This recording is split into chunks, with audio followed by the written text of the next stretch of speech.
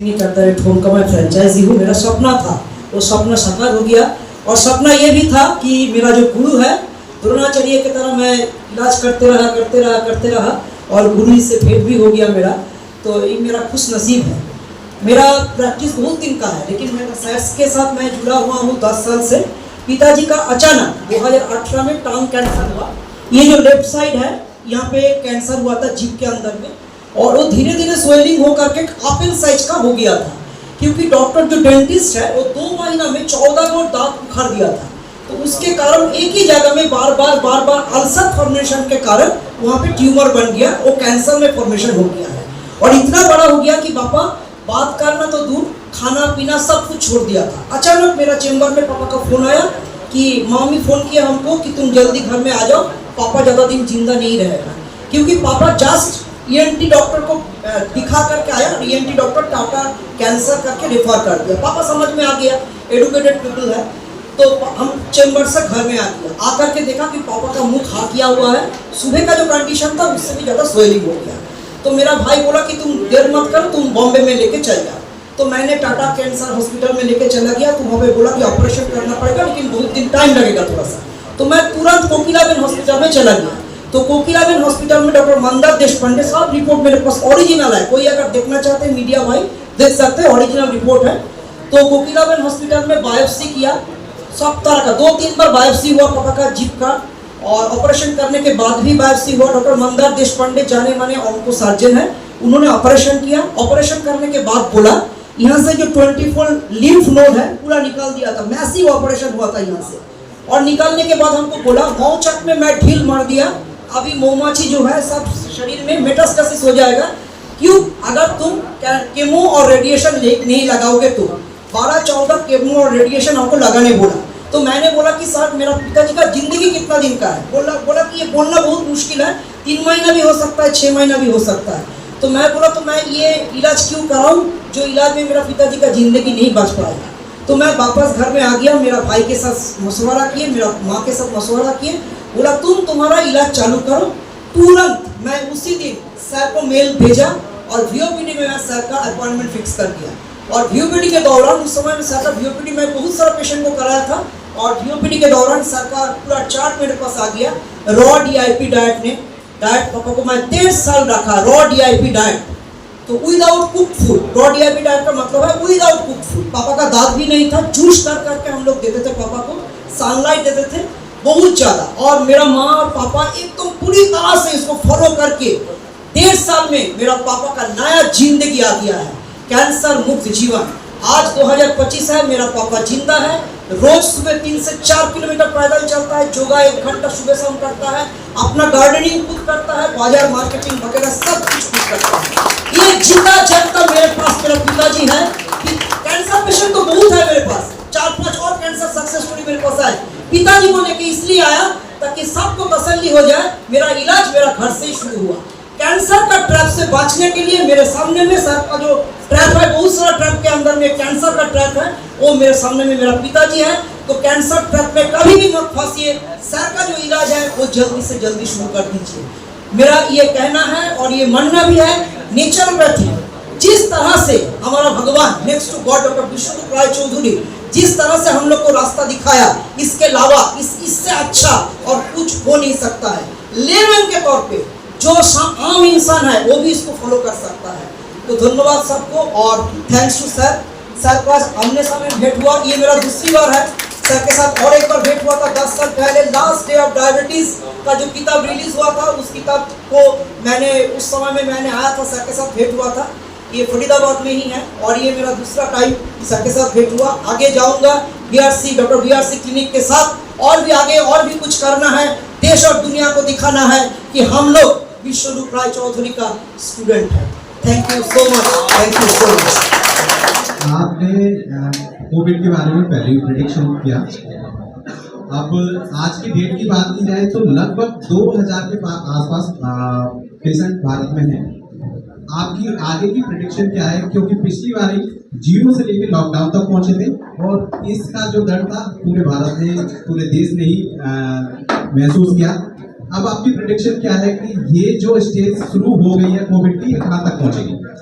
देखिए, आपकी मदद से मेरी प्रेडिक्शन ये है कि उनका जो भांडा है वो फूट ही चुका है, और आप सबकी वजह से ये अब लाखों लोग ऑलरेडी देख रहे हैं, उन्हें ये बात समझ आ गया है कि कोविड एक खेल है, जितने टेस्ट करो उतने केस पॉजिटिव पाओ, राइट। इसीलिए उनको कोई नया खेल रचना पड़ेगा। ये खेल आप देखेंगे 2-4 दिन बाद कि टीवी में आना धीरे धीरे ये भूत खत्म हो जाएगा, लेकिन किसी और नाम से आएगा, लेकिन तब हम एक बार और मिल जाएंगे, एक बार और फिर भांडा फोड़ देंगे जैसे HMDB का किया था।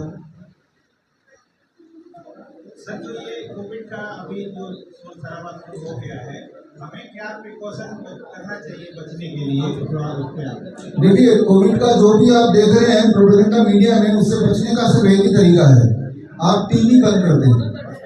टीवी ना देखें, आप बड़ा ही खतरनाक है, क्योंकि टीवी देखेंगे तो दिन में डर आएगा ही आएगा। टीवी बंद कर दें। जिस तरह से भूत की फिल्म देखने से हमें डर लगता ही लगता है। या फिर एक और तरीका है, अगर ये तरीका आपको भा नहीं रहा है, तो यहाँ से जब बाहर जाएंगे तो रास्ते में यहाँ पे NIT में दुकान है, वहाँ बर्तन का दुकान, वहाँ से एक थाली खरीदिए और एक चम्मच खरीदिए। दिन में 3 बार सुबह उठते ही 5 मिनट थाली बजाना है, ताली बजाना है, दोपहर को लंच के बाद बजाना, खाने समय से पहले भी बजाना है। ये करेंगे तो पहले भी कोरोना भागा था, तो इस बार भी भागेगा, जरूर भागेगा। अगर डॉक्टर साहब इस बार कोरोना नहीं भागा फिर क्या होगा? देखिए, कोरोना को जैसे मैंने आपको बताया कि सर्दी जुकाम बुखार कोई नया नाम दिया है, लेकिन अगर बाई चांस अगर वही माहौल बना दिया, लॉकडाउन करने में सक्सेसफुल हो गए, तो इस बार गरीब नहीं बचेगा। पिछली बार जो गरीब थे वो सड़क पे आ गए थे, इस बार वो पेरिश हो जाएंगे, खत्म ही हो जाएंगे। आपकी लड़ाई कोरोना से क्यों होती है? कोरोना से नहीं, मेरी लड़ाई षड्यंत्र से है। कोरोना के नाम पे षड्यंत्र हो, मंकी पॉक्स के नाम पे षड्यंत्र हो, कैंसर के नाम पे षड्यंत्र हो। कैंसर सुनने में भयंकर बीमारी लगती है, लेकिन आज हमने जो एग्जाम्पल मैंने दिखाया, अपने पेशेंट्स यहीं बैठे हैं, उसके बाद आपको पता चल गया कि भयंकर नहीं है। पेशेंट्स बड़े से बड़े हॉस्पिटल में 10 साल 15 साल चक्कर लगाया, और जब हमारे सिंपल सा डाइट जो आप सबको पता है लेना शुरू किया, कुछ दिनों के अंदर पूरी तरह ठीक हो गए। अगर यही हॉस्पिटल पहले दिन ही बता दे कि आपको ये डाइट लेना है, तो बात नहीं बन जाती है। तो मेरा जो लड़ाई है वो षड्यंत्रकारियों से है। क्या जो डॉक्टर कोरोना के नाम पे खेल कर सकता है, ये क्यों लग रहा है आपको कि वो कैंसर के नाम पे खेल नहीं कर रहा होगा? क्यों लगता है आपको वो किडनी के नाम पे खेल नहीं कर रहा होगा? क्या जो बातें मैंने आपको बताई है कोविड टेस्ट के बारे में, कि कोविड टेस्ट की सच्चाई है कि हर 10 में से एक पॉजिटिव आता है, क्या ये डॉक्टरों को नहीं पता? उन्हें पता है। वो जो गब्बर का जो एक गैंग है, उसके ही सदस्य हैं वो कालिया सांबा है, इसीलिए वो उन्हीं की भाषा बोलेंगे, WHO की भाषा बोलेंगे। तो मेरी लड़ाई कोई कोरोना से नहीं है, मेरी लड़ाई कोरोना के नाम पे जो षड्यंत्र कर रहे हैं उससे है। एक सवाल है। हाँ। जैसा कि सर आपने अभी कैंसर पेशेंट आए और लिवर के और जैसे किडनी पेशेंट, तो जो WHO के थ्रू जो इतनी बड़ी रिसर्च लेबोरेटरी है जो एलोपैथिक की, तो क्या वो बेकार है? जैसे कि आपका जो प्रोपेगेंडा है, जैसे कि ऐसा ऐसी आपने बताई, तो जो इतना उसमें खर्च होता है, जो इतनी बड़ी उसमें रिसर्च लगती है, तो उसको आप किस तरह से, क्या मतलब वो बेकार चीज़ें हैं क्या? हाँ, देखिए, आपका सवाल बड़ा क्लियर है कि भाई इतना बड़ा रिसर्च हो रहा है देश में, ICMR के ऊपर हर साल हमारा टैक्स का 2000 करोड़ जा रहा है, WHO को 2 करोड़ खर्च करते हैं, वो बेकार है क्या? That is question. उसके जवाब में ये किताब निकाला है। जो पूरे दुनिया में जो रिसर्च हो रहा है, वो रिसर्च आप में से किसी ने देखा या पढ़ा नहीं होगा। मैंने वो सारे रिसर्च इसमें डाले इस किताब में, यही इसका पहला भाग है। रिसर्च तो हो रहा है नो डाउट, लेकिन उस रिसर्च का निष्कर्ष क्या निकल रहा है? क्या रिसर्च से ये निकल रहा है कि कीमोथेरेपी से कोई पेशेंट ठीक हो सकता है? रिसर्च से ये कि कीमोथेरेपी करने से कैंसर बढ़ता है, रेडिएशन करने से कैंसर बढ़ता है, लेकिन वो रिसर्च आपने पढ़ी नहीं है। मैंने पढ़ी है, मैंने इस किताब में डाला भी है। तो उनके रिसर्च के हवाले से ही ये किताब निकाला हमने, इसमें वही सारे रिसर्च पेपर दिए हुए हैं। उनके रिसर्च से ही ये सिद्ध होता है कि कीमोथेरेपी से कैंसर बढ़ता है, डायलिसिस करने से किडनी फेलियर और तेजी से बढ़ती है, एंजियोप्लास्टी से हार्ट का पेशेंट और ज़्यादा हार्ट की प्रॉब्लम में आ जाता है। तो उनके रिसर्च के कंक्लूजन को ही हमने इस बुक में डाला है, वही वाला रेफरेंस देखिए। उनके रिसर्च में एलोपैथी में कोई भी एक दवाई नहीं है जिससे कोई भी एक बीमारी थोड़ी बहुत भी ठीक हो जाए, 100% नहीं, 1% ठीक हो जाए। अगर आप सबके सामने मैं चैलेंज को रिपीट कर रहा हूँ, कई बार पिछले कई महीनों से मैंने रिपीट किया, एलोपैथी में आप रिसर्च की बात कर रहे हो, कोई एक रिसर्च पेपर दिखा दीजिए जिसमें ये सिद्ध होता हो कि इस एलोपैथी की दवाई से ये बीमारी थोड़ी सी ठीक हो जाएगी। अगर ऐसा एक रिसर्च पेपर आप मेरे सामने लाएंगे, मैं 10 लाख रुपए दे दूंगा, ऐलान कर रहा हूँ, मैं पहले भी ऐलान किया है। तो वो कंक्लूजन ये है, रिसर्च तो हुए हैं, लेकिन हमें रिसर्च होने से मतलब नहीं है कि उस रिसर्च का कंक्लूजन क्या निकला, क्या उस रिसर्च से एक भी बीमारी का क्योर थोड़ा बहुत भी वो सामने आया। द आंसर इज शून्य, नहीं आया। सर, जैसा कि आपने कहा कि ये इंसान जो मतलब डायलिसिस करने से और ज़्यादा बढ़ जाता है या कीमोथेरेपी रेडियोथेरेपी, मैं सर लगभग 10 साल एज एलोपैथी डॉक्टर के साथ रहा, रेडियोलॉजिस्ट के साथ रहा, मैं यूरोलॉजिस्ट के साथ रहा, मेडिसिन फिजिशियन और एज ए मेडिकल लैब भी मैं रहा। तो 10 साल लगभग मैंने इस फील्ड में गुजारे। आप जिस रिसर्च की बात कर रहे हैं, मैंने वो फैक्ट्री भी देखी है जहाँ पे ये एलोपैथी दवाइयाँ बनती हैं। मैं मुंबई में, चेन्नई में 2 जगह देख के आया। आप जिन चीज़ों की बात कर रहे हैं, और कई सारे डॉक्टर्स दो डॉक्टर्स हैं जिनको मैं पर्सनली जानता हूँ, वो डॉक्टर कैंसर से ठीक हो गए और आपके यही एम्स दिल्ली में ही ठीक हो गए, तो उनका यहाँ इलाज चलाता है। एम्स में शायद सब जगह जानूँ, आइडिया नहीं।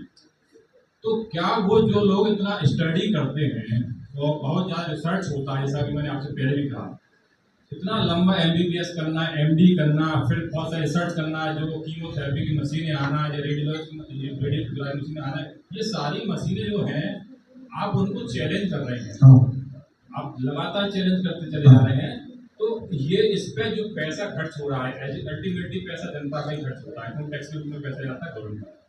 तो इनको ये तो क्या बंद हो जानी चाहिए जो रिसर्च चल रही है वो बंद होनी चाहिए। वो रिसर्च की दिशा गलत है। मैं आपको एग्जांपल दे रहा हूँ, जैसे आयुष मिनिस्ट्री ने ये साबित किया, जो हमारा कोविड सेंटर में आके 3 स्टेप फ्लूटाइड से इंसान ठीक हो जाता है, उन्हीं की पेपर है, लेकिन जनता तक पहुँचाया नहीं पहुँचाया, क्योंकि उसमें ड्रग इन्वॉल्व नहीं है, उसमें कोई मनी ट्रांजेक्शन इन्वॉल्व नहीं है। जो आज हमने पेशेंट को बोला, ये भी रिसर्च आयुष मंत्रालय का ही है, DIP डाइट का, लेकिन क्या ये रिसर्च पेपर मीडिया के माध्यम से जनता तक पहुँचाया? नहीं पहुँचाया। क्यों नहीं पहुँचाया? क्योंकि इसमें कोई बिजनेस मॉडल नहीं है। इंसान अपने घर में खुद ही ठीक हो जाएगा, किसी को मॉनिटरी बेनिफिट नहीं है। और आप जो फैक्ट्री की बात कर रहे हैं, जाहिर सी बात है, आप गए, दवाइयाँ हैं तो फैक्ट्री से ही बनती हैं, लेकिन क्या उस दवाई से पेशेंट ठीक हो रहा है? आपने अभी बोला कि 2 पेशेंट ऐसे हैं जिनका जो कैंसर से ठीक हुए, जो डॉक्टर ऐसे हैं। मैं तो फिर रिपीट कर रहा हूँ, अगर ऐसा कोई 2 या 1 पेशेंट दिखा दो, वो कि ये रहा वो पेशेंट, ये रहा, और हमने की जो एलोपैथी में गया वो डॉक्टर खुद ही बोल दे कि मैं कैंसर से कीमोथेरेपी से ठीक हूँ, यही लाइन बोल दे। हाँ, ये लाइन आप नहीं, वो बोलेगा। हाँ, अगर वो बोल दे तो मैं तो 10 लाख रुपए देने को तैयार हूँ भाई। और ये तो कोई प्राइवेटली नहीं बोल रहा हूँ, मैं तो ओपनली पब्लिकली बोल रहा हूँ, ये लाइव चल रहा है जगह, और ये पहले भी बोल चुका हूँ। तो लेकिन आज तक कोई क्यों नहीं आया? क्योंकि वो ठीक होते नहीं है, उनको खुद ही पता है। कीमोथेरेपी के बावजूद भी इंसान जिंदा रहते हैं, कीमोथेरेपी के वजह से नहीं जिंदा है, कीमोथेरेपी के बावजूद भी जिंदा है। हमारी बॉडी तब भी जिंदा रह सकती है कीमोथेरेपी से लड़ते हुए। जी डॉक्टर साहब नमस्कार, मेरा नाम राजेंद्र है, सच की रफ्तार से। डॉक्टर साहब, वृद्ध लोगों को लेकर नौजवान युवक को हमेशा भटकाया जाता है, गुमराह किया जाता है। आयुर्वेदिक का इसका भी कोई इलाज है? आप क्या रूपरेखा, क्या रणनीति बनाई है इसके लिए वृद्ध रोग के जो शिकार हो जाते हैं नौजवान लोग? देखिए, इसके 2 पार्ट में हिस्से में जवाब देता हूँ। एक तो आप बात कर रहे हैं, मान लो इनफर्टिलिटी की या इरेक्टाइल डिसफंक्शन की, ED जिसे बोलते हैं ना, तो 2 पार्ट में आंसर है। पहले पार्ट में आंसर है, पिछले 2-3 साल में इरेक्टाइल डिसफंक्शन या एक इनफर्टिलिटी कई गुना बढ़ गया, खासतौर पर वैक्सीन लगाने के बाद। जो लोग मुझे सुन रहे हैं उनको पता है कि वैक्सीन लगाने के बाद उनकी जो क्षमता है, सेक्स की क्षमता, वो काफ़ी कम हो गई। लेकिन ये एक ऐसा टैबू है भारत में, किसी को खोल के बता नहीं सकते। ये तो भी प्रॉब्लम बढ़ गई है, लेकिन अब करना क्या है, आपका सोल्यूशन क्या है? हमने ये देखा है, जब एक इंसान 3 महीना से 4 महीना DIP डाइट पे रहता है, तो उसका इरेक्टाइल डिसफंक्शन भी ठीक हो जाता है, इनफर्टिलिटी भी ठीक हो जाता है, और बच्चा भी पैदा हो जाता है। ऐसे बहुत सारे एग्जाम्पल्स हैं। तो ऐसे पेशेंट्स के लिए मेरी यही सलाह है, आप जहाँ पे बैठे हैं, आप DIP डाइट 3 से 4 महीने तक फॉलो कीजिए, और आप रिजल्ट देखेंगे। DIP डाइट क्या है ये जानना है तो इस किताब में मैंने डाला ही है, इस किताब से पढ़ लीजिए। और याद रखिए, हर 4 महीने में हमारा पूरा खून नया चेंज हो जाता है। अभी जो खून का एक बूंद आप सबके बॉडी में, मेरी बॉडी में है, 4 महीने बाद जब मिलेंगे, इस खून का एक बूंद भी नहीं रहेगा, वो सारा नया हो जाएगा। इसीलिए मैं बोलता हूँ 3 से 4 महीने लग सकते हैं, but erectile dysfunction can be cured, infertility can be cured, और हमारे पेशेंट भी क्योर होते हैं। और ऐसे टेस्टिमोनियल हमने अपने अलग अलग बुक में डाले हैं। अगर आपको ऐसे पेशेंट के सक्सेस स्टोरीज के बारे में जानना है तो www.coronakaal.tv में जाके आप हमारे 10,000 से ज़्यादा टेस्टिमोनी देख सकते हो। उनमें से कुछ टेस्टिमोनी ये भी मिल जाएंगे आपको।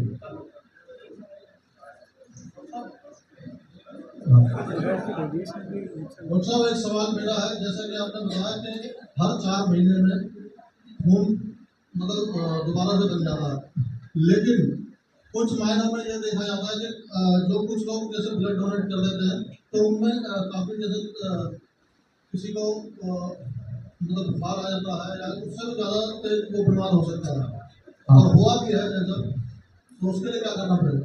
मैं तो ये बोलता हूँ कि ब्लड ट्रांसफ्यूजन या ब्लड डोनेशन की स्थिति बन जाती है तो ब्लड डोनेशन को मिनिमाइज करना चाहिए। ब्लड डोनेशन कोई अच्छी बात नहीं, जब भी आप ब्लड डोनेशन करते हैं, ब्लड डोनेशन करने से आपके बॉडी में आपकी इम्यूनिटी काफ़ी नीचे चली जाती है। बॉडी को फिर बहुत मुशक्कत करना पड़ता है आपको नॉर्मलाइज करने के लिए। ब्लड डोनेशन आप क्यों करते हैं? वो ब्लड जाता कहाँ है? आपको लगता होगा किसी पेशेंट को फायदा हो रहा होगा, उस ब्लड को यूज करके कोई एक पेशेंट का ब्रेस्ट सर्जरी या कोई ऑर्गन निकाल रहे होंगे तब ब्लड दे रहे होंगे, जबकि उस सर्जरी की भी जरूरत नहीं है, हमने आपने बताया भी। तो blood donation can be injurious, it is injurious. इस बात की अगर डिटेल में आप जानना चाहते हैं तो मैंने एक किताब भी निकाली है, क्योर फॉर ब्लड डिसऑर्डर। उसको पढ़ेंगे तो आपको समझ आ जाएगा कि ब्लड डोनेशन के क्या नुकसान है, ब्लड ट्रांसफ्यूजन के क्या नुकसान है, क्यों नहीं कराना चाहिए, उसका ऑल्टरनेट क्या है। हमारा बॉडी बड़ी तेजी से खून बनाता है। आप सिर्फ इतना करेंगे कि ग्रीन जूस, पालक का जूस, ग्रीन मतलब क्लोरोफिल का जो केमिकल स्ट्रक्चर है वो हीमोग्लोबिन से मैच करता है। जब आप पालक के जूस को पिएंगे तो आपका ब्लड बॉडी खुद ही बड़ी तेजी से ब्लड बनाएगा। यहाँ तक कि जो ऐसे पेशेंट हैं थैलेसीमिया के छोटे बच्चे जिनको हर महीने ब्लड ट्रांसफ्यूजन की जरूरत पड़ती है जिंदगी भर, जब वो हमारे DIP डाइट प्लस पालक के जूस में और 0 वोल्ट और थेरेपी में रहते हैं तो उनका बॉडी भी बड़ी तेजी से ब्लड बनाता है, उनकी भी ब्लड ट्रांसफ्यूजन की जरूरत पूरी तरह खत्म हो जाती है। तो that is answer of this question. जैसे कि कोरोना की सुनने में आ रहा है। डॉक्टर साहब नमस्कार, मेरा एक महत्वपूर्ण सवाल है कि कोरोना की जैसे वापसी हो गई है, कई केस आ रहे सुनने में, तो क्या लोगों को क्या संदेश देना चाहेंगे कि हमको सामना किस प्रकार करना है? आपको कोरोना का टेस्ट नहीं कराना है। जैसे अभी हम लोग कितने लोग बैठे हैं, 1 2 3 4 5 6 7 8, हम 8 या 2 और मिला 10, अभी हम 10 के 10 हेल्दी हैं। अभी अगर हम 10 का कोरोना टेस्ट कराएंगे, हम 10 में से एक जरूर पॉजिटिव निकलाएगा। अगर मान लो ये जना पॉजिटिव निकलाएंगे, अब फिर इनके ऊपर इलाज शुरू होगा रेमडेसिविर का। इलाज शुरू होते ही ये बीमार पड़ जाएंगे वो रेमडेसिविर के पॉइजन की वजह से, और जब ये मर जाएंगे तो लोग बोलेंगे देखो जी कोरोना का एक और केस आपका टीवी में आ जाएगा, प्रोपेगेंडा मीडिया में। तो करना क्या है, कोरोना का टेस्ट बिल्कुल मत कराइए, क्योंकि कोरोना का टेस्ट में every test can be corona positive. Doctor साहब ये तो आपने सही कहा, लेकिन पहले एक ऐप चला था और जो ऐप उनमें लोगों ने डाउनलोड किया था तो वो पूरी लोकेशन दे रहा था और वो बंदों को उठाया जा रहा था और उनको ले जाके जबरदस्ती किया जा रहा था भर्ती। देखिए वो नौबत ना आए, इसके लिए हमें सबको मिलकर संघर्ष करना पड़ेगा। याद रखिए फ्रीडम, आज़ादी मुफ्त में नहीं मिलती, संघर्ष करने से मिलती है। हर बात आप मानते जाएंगे, आप मानते जाओगे जब डर जाते हैं। अपने दिल की डर को हटा लें और संघर्ष करने को तैयार हो जाएं। जरूरी नहीं कि लॉकडाउन बोल दिया तो आपको मानना है, जरूरी नहीं कि मास्क बोल दिया तो आपको लगाना ही है, क्योंकि वैक्सीन बोल दिया तो आपको लगाना ही है, कोई जरूरी नहीं है। जो चीज़ झूठ है उसे झूठ को झूठ बोलना, गलत को गलत बोलना, ये आपका रिस्पॉन्सिबिलिटी भी है, ये आपका राइट भी है। आपने जैसा कि कहा ब्लड डोनेशन को थोड़ा मिनिमाइज कर दिया। हाँ सर उस टाइम पे ब्लड कहाँ से आएगा, जब ओटी चल रहा होगा या कोई मतलब प्रेगनेंसी में रहेगा, उस टाइम उसको ओटी की जरूरत पड़ेगी। अभी मेरे हिसाब से एक्सीडेंट के मामले को छोड़ दें, जब हीमोग्लोबिन 3 तक पहुंच जाता है या 2 तक, जितने सारे ब्लड ट्रांसफ्यूजन की जरूरत अभी है वो एक्चुअली वो सर्जरी की जरूरत ही नहीं है, जरूरत ही नहीं है। पहली बात तो मैं तो सर्जरी के पूरे खिलाफ हूँ कि कभी भी सर्जरी मत कराइए। बॉडी को जिस तरह से भगवान ने भेजा है उसे डिस्टॉर्ट मत कीजिए, उसे खोलिए मत। तो सर्जरी अगर एक्सीडेंट हो जाए तो अलग बात है, बहुत सारा खून बॉडी से निकल गया उसी वक्त खून भरना तो अलग बात है। उसके अलावा हॉस्पिटल में जो एक्सेस सर्जरीज होती हैं जहाँ पे ये ब्लड यूज होता है, वो सर्जरी से दो नुकसान होता है। एक तो जो सर्जरी जिसका करते हैं उसको नुकसान हो रहा है, और जिसका ब्लड लेके कर रहे हैं उसने ब्लड दिया जिसकी जरूरत नहीं थी उसको भी नुकसान हो गया। तो एक्सेस सर्जरी की जरूरत की वजह से इतना ब्लड जाता है।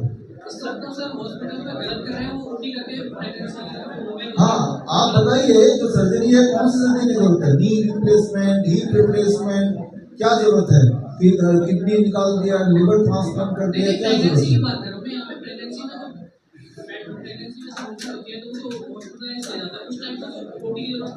नहीं, देखिए प्रेगनेंसी की बात कर रहे हैं, पहली बात तो ये समझ लीजिए क्या प्रेगनेंसी कोई बीमारी है। आज भी हमारे भारत में 70% बच्चे घर में पैदा होते हैं।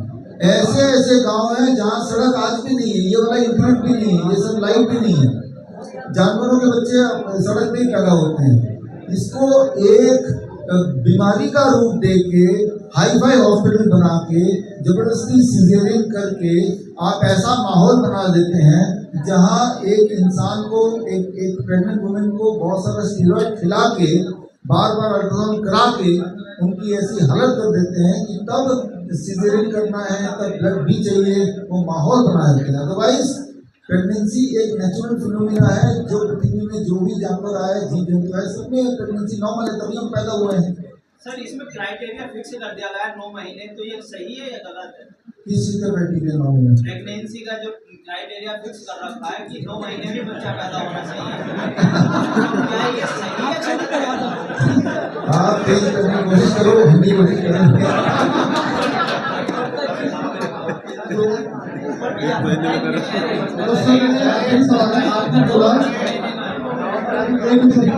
आपने बोला खून डोनेट नहीं करना चाहिए, मतलब इसको अवॉइड करना चाहिए। अवॉइड करना चाहिए। तो कई डॉक्टर ये भी बोलते हैं खून जमने से, ब्लड होने से अटैक आ सकता है।